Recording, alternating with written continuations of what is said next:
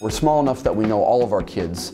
We can tailor their education for what they really want to do after high school. And I think building those relationships and knowing the kids, we have a great idea of where they want to go, and we can provide them with the opportunities to get them there, whether that's for college, whether it's the military, if it's going into the workforce, if it's going into a two-year program. We know our kids good enough that we can tailor their educational experience at GR to give them the best opportunities to be successful after high school. We're going to the trimester system to get kids an opportunity to have a little longer of a class period. So we're going to be going about 60 minutes for a class period, which is really a good length, and have them there for 60 days. Instead of the traditional 90 days, opportunities, they'll get 18 class periods instead of the previous 16. Trimester schedules gives us better opportunities with scheduling, gives us more flexibility.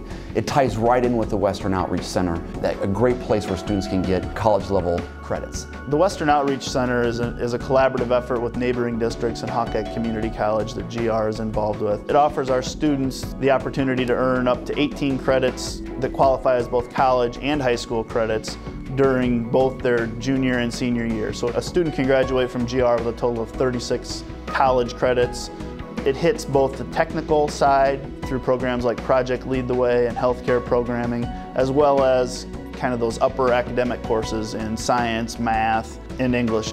You know, the benefit to our students and parents is, one, is the learning opportunity that our students get to really dive into college level courses while they're still in high school, but there's also a fiscal benefit to parents also. A student walking out of their high school GR with 36 credits, that's 36 they don't have to buy from an institution later.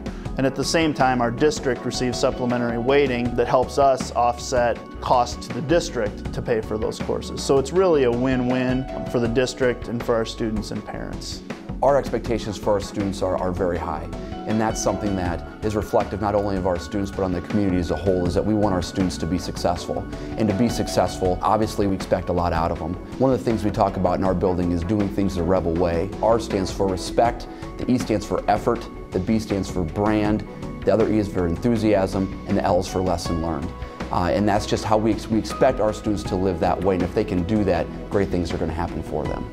I don't spend much time in class saying, hey, can you be a little bit more respectful for your fellow students? That doesn't seem to happen as much as maybe at other places that I might have been. I can spend a lot of my time just teaching and getting to know the kids and talking to them. And they also are very welcoming to new students and saying, hey, this is how this goes and this is what we do, and why don't you join us? I've been in some schools where we could only have maybe 1 or 2 teams, and then we had to cut kids because there was too many kids coming out and not enough funding to fund the sports.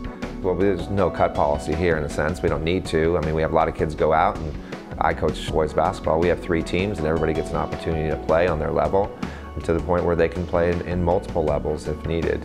They're helping each other out, and some of them are stronger in one than the other, but everyone seems to get the opportunity to play and get the chance. In a bigger school, I think sometimes students are less willing to get involved because of the sheer numbers of people that are participating. Our students know that they're going to be accepted into those different organizations. If you're quote-unquote a jock and are just for athletics, you can go out for the play, and that's not something that's frowned upon. All of our students feel that they can be involved in a number of different things and be accepted into those different opportunities. You know, I think it just goes back to that caring, challenging culture, to realize that if they work hard and work together with others well, they're going to be successful and can reach any of their dreams.